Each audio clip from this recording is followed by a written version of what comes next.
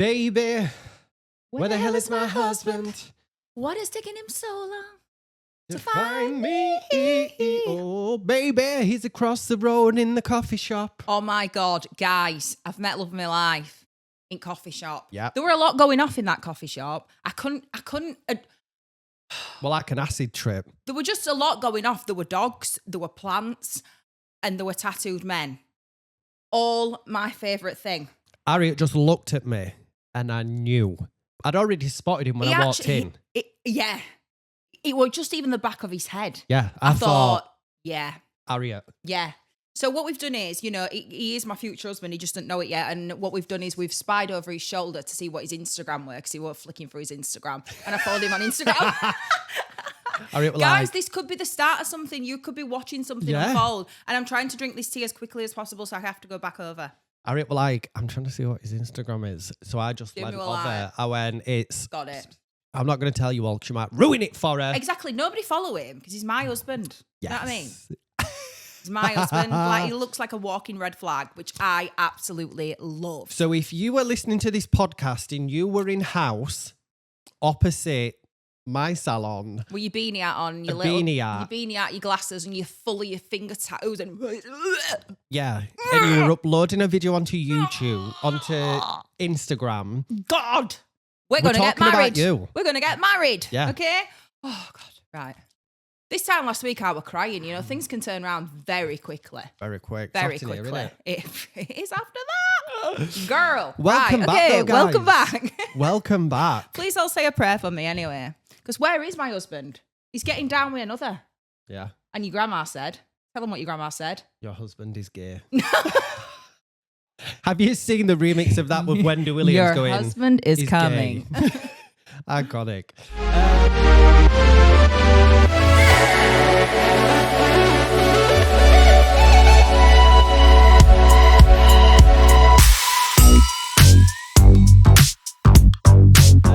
But welcome back to another episode of us two just talking. Absolute shite. Talking. If you are not in the broadcast group, what are you waiting for? Head on over to What the Pluck's Instagram. Embarrassing if you're not in it. Join up. We spill the tea. We talk about stuff. We give you discount codes. Yeah, good little place to be. Yeah. And if you've not got tickets to our Pluckers Christmas do, I'm not going to keep asking you. Like, at this point, it only looks bad on you. Exactly. I mean, how stupid. What else are you going to do on 28th of December? Exactly. Like in between Christmas and New... Oh, sorry. I don't care if it's your nan's birthday, your bar mitzvah, like, just get a grip. Early we'll see you in Fiverr. Yeah, whatever. See you in Fiverr from 3 p.m. We've got a DJ. We've got a photographer. We've got the full job lot. It's going to be wild. And we potentially have got... Oh, we haven't potentially got. We've got them. We've got entertainers. Nakedness, entertainers. So it's just a bit of us. Do you know what I mean? Just a bit of us. Right, guys. Big shout out to Buff Brows. I feel like we can't gather ourselves because she is all over. And then because there was so much going on. Like, first of all, I walked in and saw the back of a tattooed man's head, but then I got distracted by 3 dogs, and I thought they were actually wearing a newborn baby there as well. But I thought I can't take this on at a minute. Looked at the dogs and I thought, you don't even like kids. Yes, I do. It's you that don't like kids. All right. Right. So kids like me. Kids know we like them. So I went over to the dogs straight away. Yeah. Instantly. Forgot that I'd gone in for a plant initially. Gone in for a plant. Come out with an husband, a plant, and a cup of tea. She was that scrambled. She's just spent £35 on a Monstera plant because she didn't know what to do with herself. Didn't know what to do. All a fluster. Big shout out to Buff Brows for being our sponsor for season 10 of What the Pluck. Yeah. Thanks, guys. Big love to Harriet, Gigi, and Ellie. That girl needs looking after. Yeah. Protect her at all costs. And Ellie for president. Yeah, use code WTP15 over on their website for some cheeky discount on any products that you might be purchasing, whether that's brows, lashes, whatever. Okay. Just enter that code and get you send some money off. So today we're talking about when passion suddenly turns into pressure. It's a little bit of a grey area, this. It's when, so basically it means when you're not enjoying your job anymore, when that passion suddenly feels like hard work and you're thinking, want to do this anymore. Don't like it. I'm not enjoying it. We all go through them stages where we think, should I just get a 9 to 5? Like, should I just go and work, somewhere for somebody else or whatever? I think sometimes it'd be a lot easier for me if I had a room in my back garden, or I just didn't have a salon. Sometimes I do think that. I think this would be easier if I were working for somebody else. But it's all right because we're just having bad days like that. We just have bad days. Like, it comes with, the pros and the cons. And we started because we love it. We love the creativity, the clients, the buzz. But somewhere along the line, the passion does become, I think, definitely. And this episode, we're going to dive into how things once adored and treatments loved doing can start to drain you, and how to fall back in love with your craft again without losing your mind or your spark. Okay? So it all usually starts when the moment your kind of passion starts to turn into pressure, and there's that subtle shift from excitement to like expectation. Yeah. And I think if that does come in, you've got to try really hard not to just go with your emotions and start to feel the pressure. You've got to kind of just, gather your thoughts, gather your feelings, and assess what move you're going to make next. And what's the smart move? Yeah, and I think it can be very easily done because we put massive pressure on ourselves because society is putting pressure on us in general to look a certain way, to be a certain way, to act a certain way, to be mindful, to be the clean girl aesthetic, keep up with trends. So a lot of it is social media, which is, and a lot can be client demands as well. Them bleeding clients. If you've got clients that are demanding that they want appointments and you're trying to like overbook yourself, that is going to make you not enjoy your job as well. And keeping up with that can either mean like keeping up with trends or keeping up like in terms of appointments. Yeah. Always not running behind, keeping up. And just keeping up in this world, in this beauty world, really. And I think there comes a time when you start to feel kind of guilty when you stop enjoying things that you're, quote, lucky to do. But I feel like I get like this with like dancing on ice. Yeah. And Strictly. Massively. Like, it's an amazing opportunity and I'll never take it for granted. I love doing it. I love working on it. And I love that I've done it for so many years. But people see it as Jamie does that. Like, how lucky. Or like, I've had it before when I've like been working a Friday and clients are like, oh, what are you doing tomorrow? I was like, oh, I've got to go to, down to London for dancing on ice. And they're like, God, you don't seem that excited. To people on the outside looking in, it's like you're just hanging out backstage, living life, like rubbing shoulders with the celebs. And, you're just like getting fed champagne and stuff like that. It's not like people don't see that actually I had to get up at 4:00. Yeah. To leave the house at 5 and do a 4-hour drive to the studio. And got stuck in traffic for an hour. We had to put makeup on motorway. Then you get there, you're working all day, but not back to back. Stood up, may I add. These kind of treatments are the last on the priority list. They have to do rehearsal, dress rehearsal, physio. They have to do a lot of other things that are more important for the show than getting the brows done. The show will go on if they don't have their brows done. Yeah, like, it's an added luxury. So sometimes you could have a 4-hour gap. And then you might have to do 2 laminations and 4 lash lifts in an hour and a half. Yeah. But no isn't an option. You can't say, no, I can't do that. I ain't got time. You've got to make it work. You have to make it work. So then you start to think like, okay, I'm not going to finish until 9. Then I've got a 4-hour drive home. So actually my day of work, I've been up for like 21, 22 hours. People don't see that side. No, they don't. It's just like, oh, so lucky that you get to do that.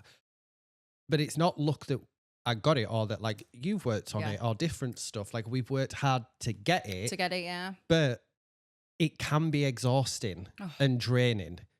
Yeah. And definitely. obviously, again, social media is fake. We're not going to put on we're knackered. the shit that we're knackered. No. And we've been up for 22 hours and we've had no but 3 McDonald's all day. Do you know what I mean? And like we didn't have lunch. We just had like a Tic Tac. And we feel like we're going to pass out, but we've got to we're do not putting all that on. Like, you don't put that on.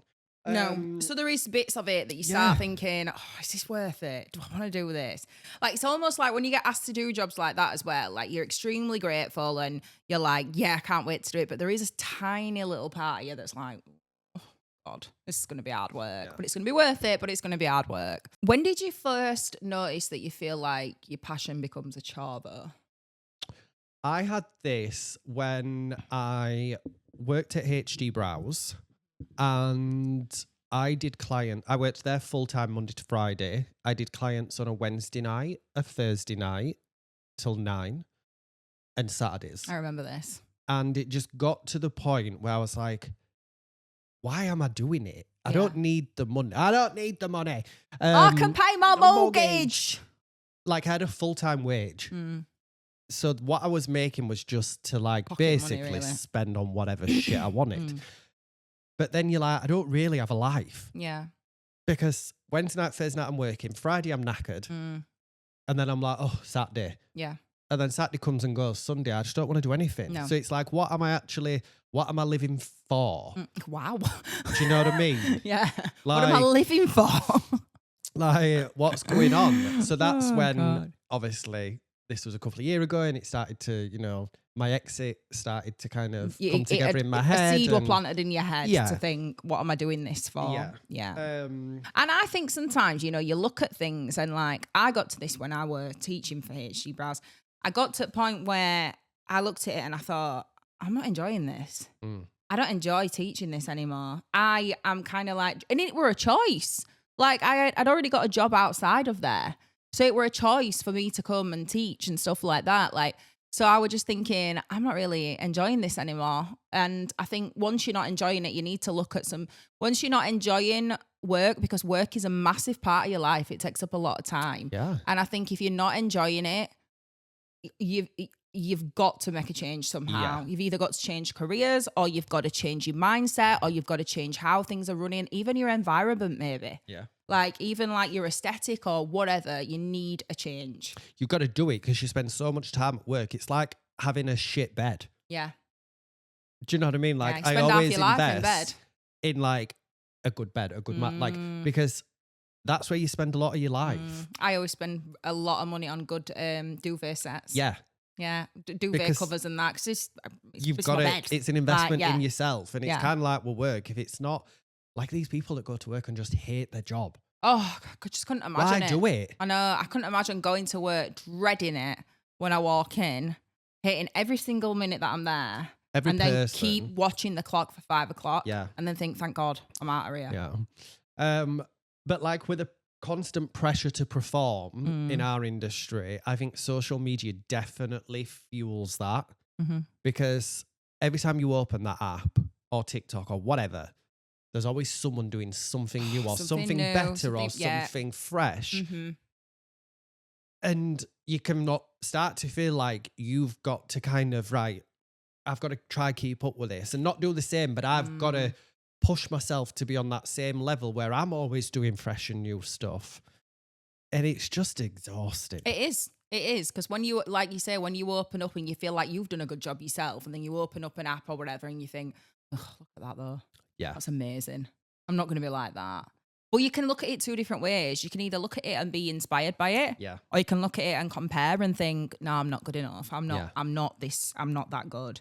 How do you think it feels when people are saying to us like, you're living the dream, basically, but really we're just knackered? I mean, I think I kind of take it as a compliment. Yeah, I do. Because I think what we as people choose what we put out for the world and for everybody else to see.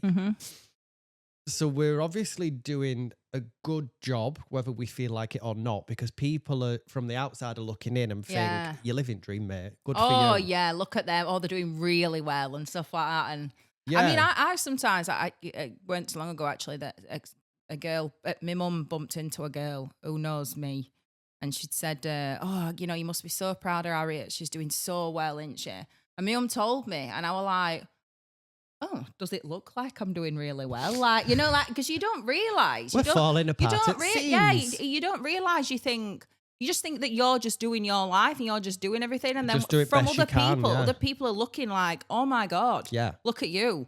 Like, you're doing really well. Yeah. So it is always good to, like, somebody will be watching. And you've got to, like, if you don't, you've got to reflect. Mm-hmm. Do you know what I mean? Like, I was on about Dancing Ice earlier. Like, at times it could just be, like, so overwhelming that I knew that I had to go and do all of that. Yeah.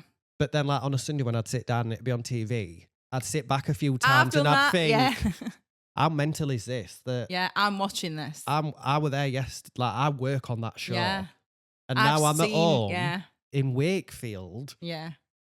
Like, it's mental. And sometimes you do have to just sit back and take a look from the outside looking in at yourself. I once did it for when I were in Tenerife. I did Dancing on Ice and then flew to Tenerife that night or early hours of that morning. And then I watched Dancing on Ice in Tenerife and I was thinking, oh my God, as if I've done that. But you can go into like, you start to not enjoy your job because you're overworking. So you're overworking because you're caring too much. It's massively important to obviously care about your job and your business and stuff like that. But are you caring to not say no to people? Are you caring to not put them boundaries in place? Are you caring too much about others and not yourself? Like I've said this before in an episode, you wouldn't set off on a long car journey with no petrol. You'd go and fill it up. So you've got to kind of keep putting fuel in your own tank in order to be successful and carry on that journey, what you're going. So I think like when you are overworking, it takes the whole funness out of it. Because I can tell when I'm overworking at Christmas and stuff like that, I get quite quiet because you're trying to get the job done as quickly and as efficiently as possible. Yeah. And then you think, oh, this is so much better when you're like relaxed and you're chilling and whatever. So it is very easy to be like overworked and think, I don't really like this. I don't want this. And I think it's a guilt of like saying no to people as well, or like taking a break from it. Yeah. And that's what you need to do. You need to be having, even if we've said this before as well, like even if you put in like a 15-minute break in place or something like that, just a little reset. Yeah. I think even stuff like taking a break from social. Like you don't post, but like I'll post and then sometimes I don't post. And I can go like a week to a week. Yeah. I don't care. I'm not bothered. Because I sometimes just need that time just to like decompress. I'm exhausted. We're doing it. Yeah. I just need time off. Like when I go back to Instagram, it will still be there. The app will still exist. Yeah. The clients still come through the door if I've posted or not. Like, and I think sometimes it's like this success and this like passion and like, I feel like people look at it now and feel like it's basically just working 24/7 and doing whatever and anything to kind of be the best.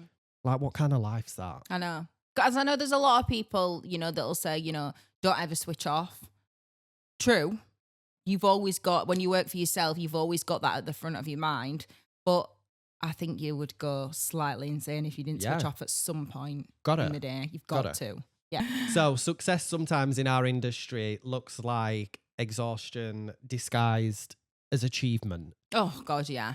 Like we're all human. Human. And we all need time to like recover and like just grow and work on ourselves so that we can then be better business people or like better with our clients. Yeah, we need that time off to go and even do like business workshops and stuff like that, or even time to like listen to a podcast in a morning that's gonna like help us with his business or read a bit of a book and like just a little bit of time to make some notes, journal, meditate, go to a Pilates class, whatever you're doing. You need something that's going to charge your battery back up. Yeah. Right. If you haven't got your ticket yet for the Pluckers Christmas Do, what are you doing?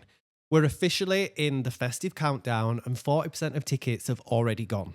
So it's our end of year celebration for beauty pros, a night to let your hair down, have a little bit of a dance with us, and a toast to surviving yet another year in this sometimes crazy and chaotic industry. So tickets are available now and you can grab them through the link in our bio. There's also a link in the show notes, or you can just search for Pluckers Christmas Do on Eventbrite. Trust me, you don't want to be the one seeing all the stories and saying, oh, I wish I'd have gone.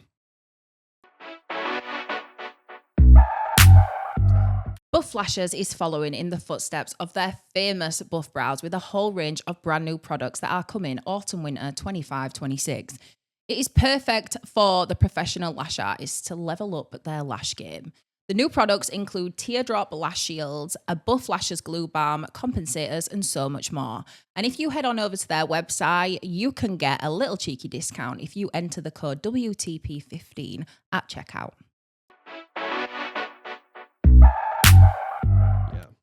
So have you ever hit a wall and just kept going straight away? Yeah. Like you've ran into it, bang, and you thought, I haven't got time to fall down and pick myself back up because I've just got to keep going. Yeah. When we're probably a lot of the time we're working for HD. I'm sorry, I'm not calling them out or anything because I were given the option and I said yes to everything. Terrible advice. Worst advice we've ever been given. Well, Say HD, yes to but... everything. But no, that weren't HD.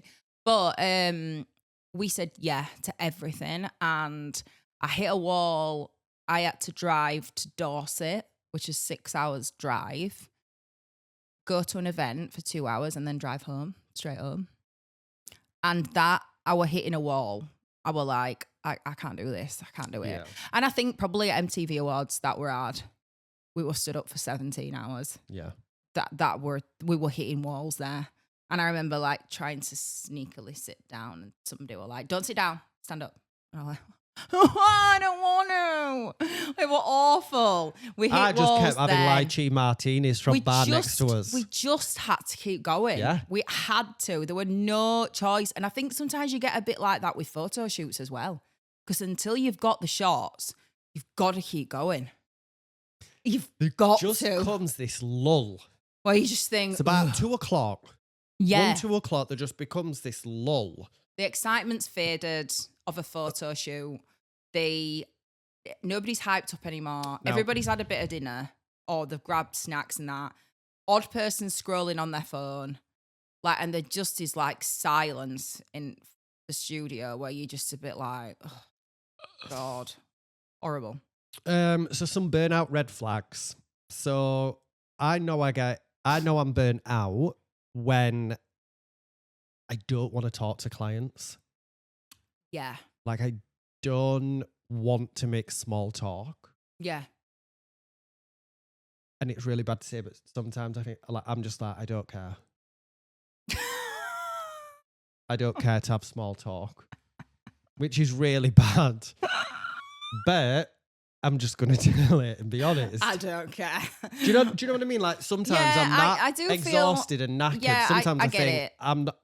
I'm not really bothered what you did yesterday. Because it really is like it's acting a lot of the time. You know, like sometimes no matter whatever's gone off in your life at home, you could have had the most horrendous night the night before or whatever. You come in and you paint that smile on and everybody's like, hi, you all right? Come on, take a seat. Well, you've got to be that energy all the time. And then sometimes, because we have got real life, sometimes we're thinking, oh, I don't want to do this. Or you're on the brink of tears sometimes if somebody's trying to ask you about something or they're talking about something, or even if you're not doing anything and you remember something in your mind that's happened and it's triggering you and you're welling up, you've just got to like act all the time. And it's very emotionally exhausting. Definitely is. Even, I think we spoke about this a couple of episodes ago, but Saturday just gone. It weren't like I were exhausted or anything like that. It was just a tough day. Mm. So one client... Can't have been as tough as mine. Bloody hell. One client came in and their best friend had passed away. Right. That's really sad. Like recently. So that was like a whole thing in itself. And the conversation was obviously very different to usual.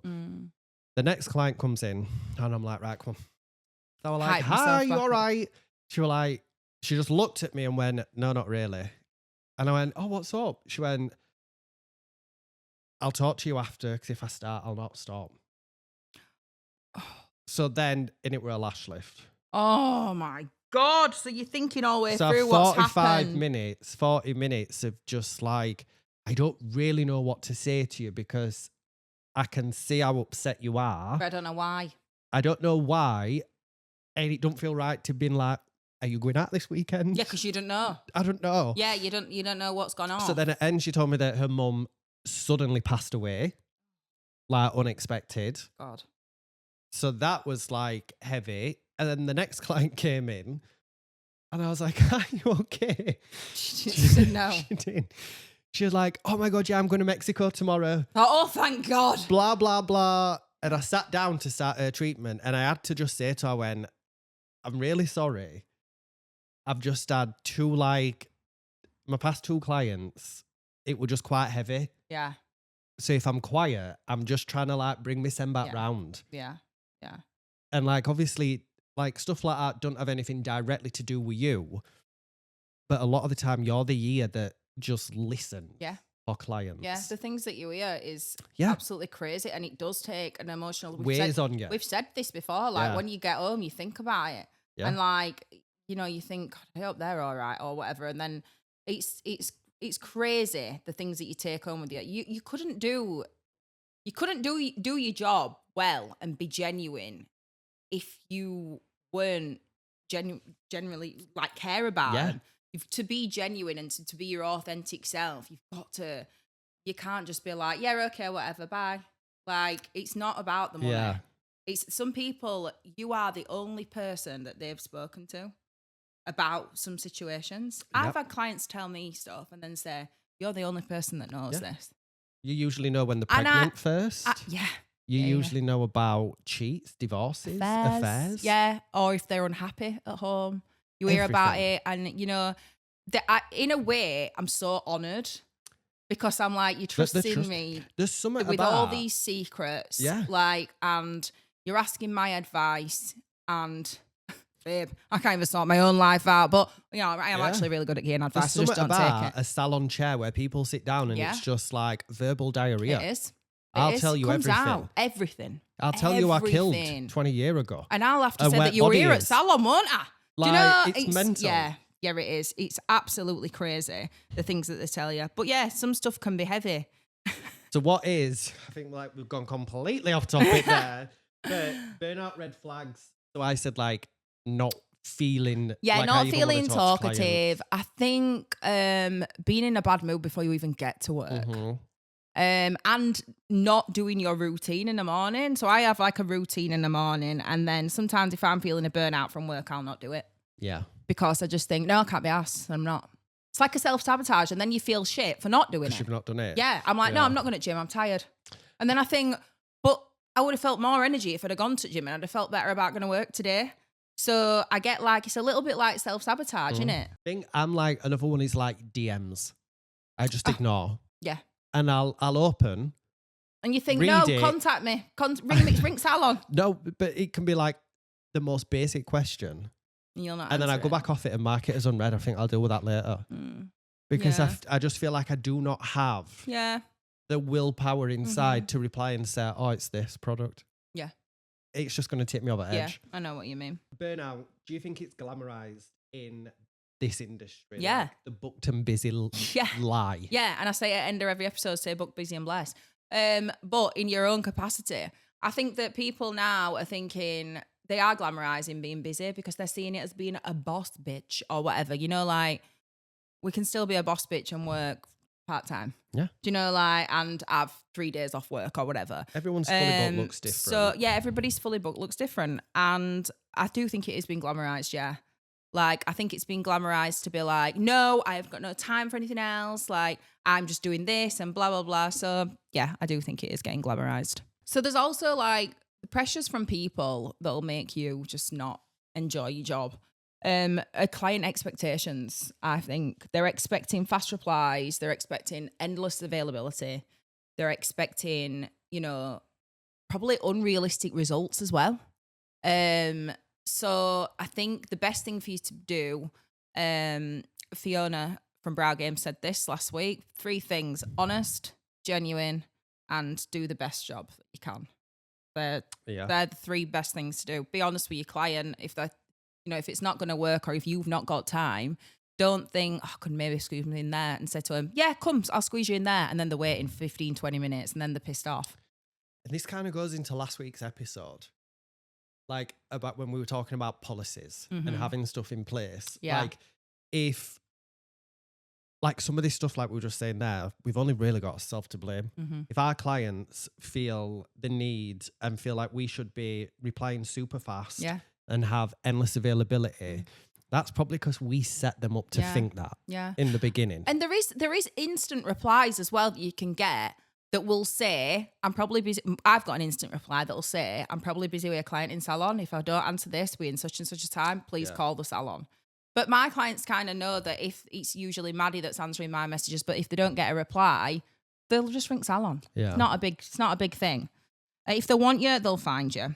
The comparison trap. Oh God, that's another thing that just makes you feel shit, doesn't it? When you see these perfect AI, it's AI salons, aren't they? Perfect salons, perfect lives, perfect content. Perfect coffee. Like, am I the only one who finds that boring? I'm so happy that my life is like just a wild shit show ride. That's both of us' lives, yeah. No, I know, but it's so chaotic. But I love it because I think, imagine just having or pretending to have the perfect I don't think anybody's everything. is. I think if it's like that, I think then you're bored. But that's what I mean. Like, I love that. Like our group chat, there'll be a different scandal every other week. Yeah. Somebody's done something. Like, something's happening. Like, what a great life to live. Me and Jamie are a ball of walking fire and anxiety all the time, just like going along life, doing a few brows on his way as well. Yeah. Like, it's mental. We never know what we're doing from one week to the next. And I kind of love it. I do. I like, obviously, a bit of a routine, but I do think when I see online these people that pretend to have like the perfect life. You can't have a perfect life in this industry. I just think, it must be so boring. Yeah, if you're working in an industry where you are having members of the general public, if you're seeing up to 10, 15 clients a day from the general public, you are not going to have a normal life. Because the things that they tell you in that chair, mind blown. They're just not normal. Honest to God, like the days that we have in salon, the day I had in salon last week were absolutely insane. Shall we tell it? Tell them. Right. So last Friday in salon, started off strong, right? I walked in. She weren't actually my client. It were Maddie's client. And Maddie's client said, Harriet, I saw that you liked my necklace. You said that you liked my necklace last time you were in, so I bought you one. She had it personalised with a H on it and everything. And I was like, wow, that is so nice. I know. I was like, thank you so much. That's so nice. She's not even my client. Or she is, actually. I do her brows. So, but Maddie does her nails and stuff. I was like, thank you so much. That's really thoughtful. So I thought, this is a good start for today. We're happy with that. Next, a couple of hours later. If you're driving, pull up. Because you're about to crash your car. Yeah, this is insane. So pull up. And if you're listening to this on a walk, sit down. Especially because it happened to me. Because I'm just the most... Sit down and make sure that if you fall, you don't cause yourself any harm. Because this is mental. So then a couple of hours later, I had got a client on the beauty bed. I'd got a client in the beauty bed. I'd got a client in the brow chair. I got 2 clients at the nail desk and I got 1 client waiting. So we're talking 5 clients in there. I'd also got a baby and a 7-year-old child in there as well. Oh, God. I know. Baby were asleep. 7-year-old child were on iPad, so it was perfect. So Maddie came out at the toilet and said, Harriet, there's a situation going off. And I said, what do you mean? She said, there's something going off in the toilet and I can't use it. We can't go in there. And I said, what? Why? I said, just tell me. She went, somebody's pooed on floor.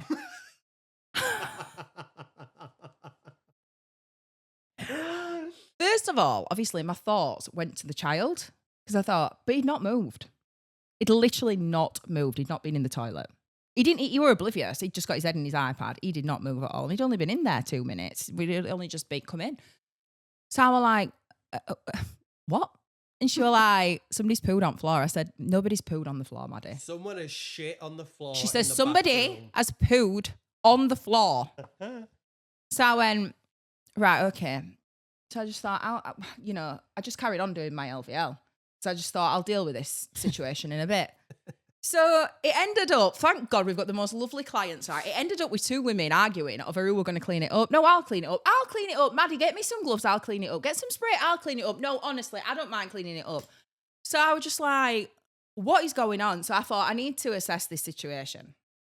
So I went in. You've got to take control of the shit. I went in. Yeah, somebody had shit on floor. Like they had. I don't know whether... It weren't the full thing. I don't know whether some had fallen out. Oh my God, I'm sweating even talking about this. Right. Honest to God, right, I swear to God, it were like just a piece had fallen out from somewhere. I don't know. But whatever. Anyway.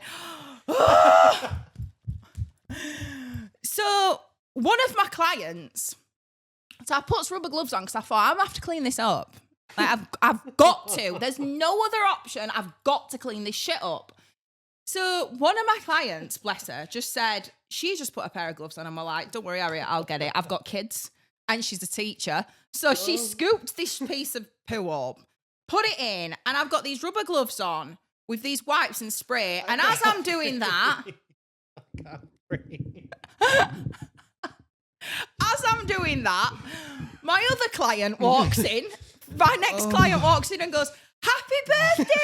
And I went, what? She went, happy birthday, Harriet. I went, it's not my I said, it's not my birthday. And she said, yeah, it is. I went, no, it's not. And I'm stood there with my client who's holding this piece of shit. And I've got these gloves on like this with this bleach bottle. And I went, no, it's not my birthday. She went, yeah, it is. I've seen it online. She starts getting a phone out of her bag. I went, I swear to God, it's not my birthday. She went, you best be bloody joking because I've got you a present and it's been delivered here today. What a piece of shit, Warwick. So we're like, well, thank you very much, but it's not my birthday. So she had to run outside and cancel this delivery that she'll get me delivered. She said that she'll give it me at Christmas. I'll hold you to it. I'll let you know where it is. The next client rang up and said, I can't come because I fainted. I just thought, what is today? What is it? That was my day. Guys, if you could hear the voice note that I got, I was holding onto the microwave, gasping for air. Jamie had spilt a wax pot in his microwave. The wax had he put the pot of wax in the microwave and basically melted the bottom. So when he lifted the wax pot up, it all was just spilled out. So that was his problem for the day. And so he was voice noting me about that. And I went, mate, somebody's just shit on my toilet floor. Like, not even a kid's shit, not even like a baby one, like not even a dog one. A human piece of poo. Anyway, anybody who knows me knows that were really traumatic time, but I surprisingly kept very calm. Oh, God. So that was my week. So that was a time where I thought my passion here has turned into pressure and I'm out of here. I don't get paid enough to clean up people's shit off at toilet floor.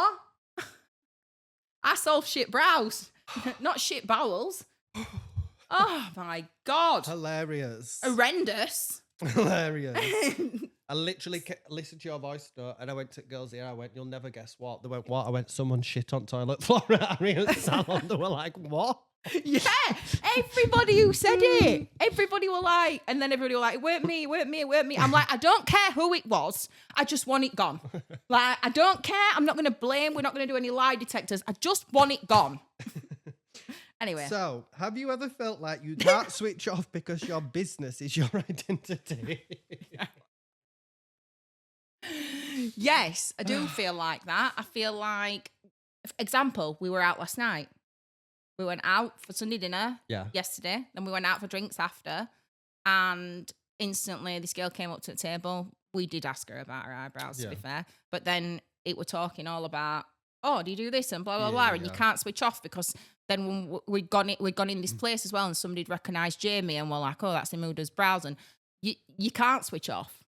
Yeah. You cannot. And I think as well, if when we go to events as What the Pluck, that's even more we can't switch off because What the Pluck is our identity. But to be honest, What the Pluck is us.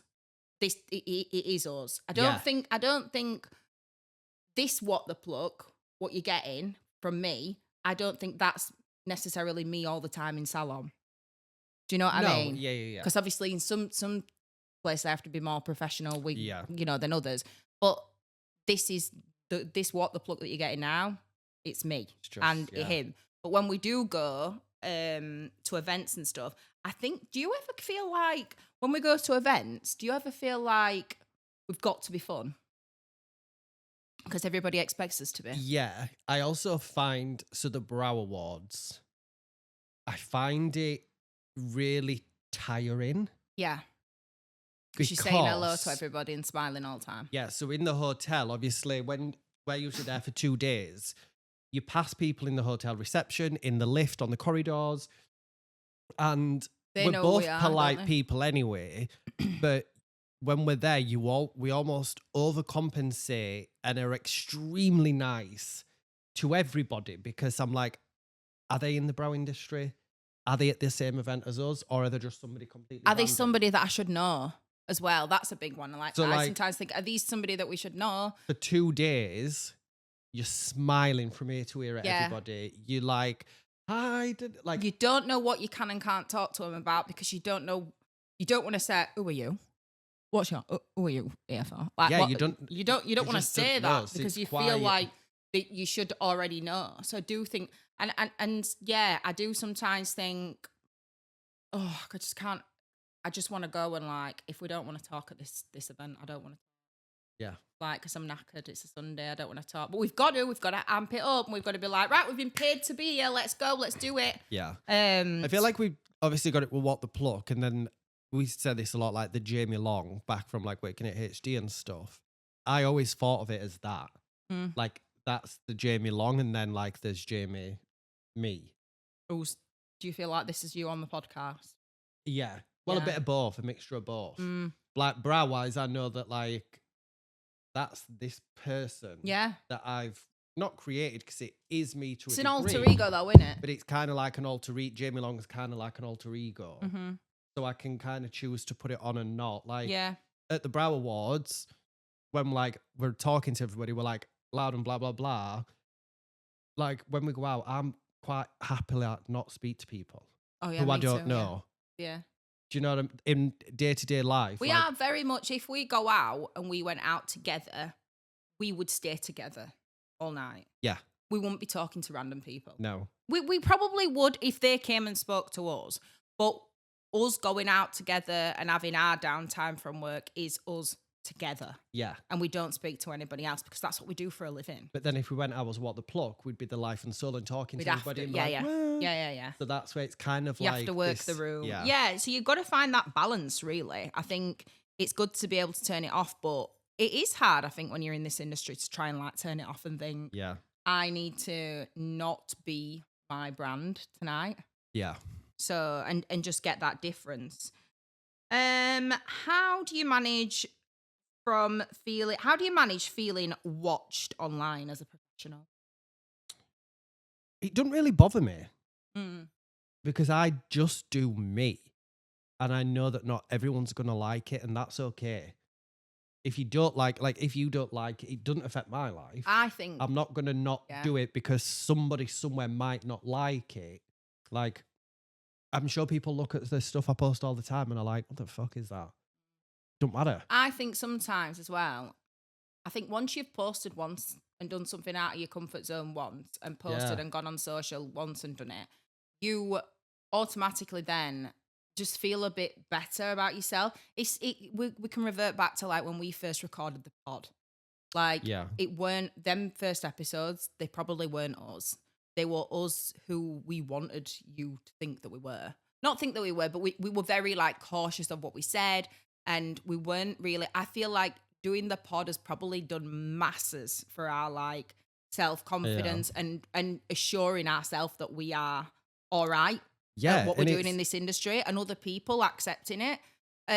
So I do think that when you feel like you're being watched online and stuff, you can naturally feel conscious, but I just think you've just got to do what you've got to do. I think that comes down to like wanting to be liked or seen or heard by everybody. Like, this pod is just us. We ruffle feathers. We say the truth. We say what we think. Yeah. I know that there's people who probably hate this podcast and think it's shit. But that's okay. Like, we're not making it because... At least you've listened to then know it's shit. But we're not... Because that's helped us out. We don't make it... And the aim is that every single person in the industry will love it, because that's impossible. Yeah. So why even waste energy and time trying to achieve that? I don't want everybody in industry to like it. Do you know what I mean? Like, I'm just here for the ones that do. We're just doing it. If you like it, great. If not, if it's helping you, fantastic. Yeah. Like we were saying about these people with perfect lives on social, like, it's not for me. I probably won't follow it. Yeah. But there'll be people who do like that kind of stuff and do follow it. Yeah. So what is something recent that you have done that has to like gain that passion back? I think obviously opening the salon, that's given me it back, but also doing what I want to do. Yeah. And not trying to do what everybody else does. Mm-hmm.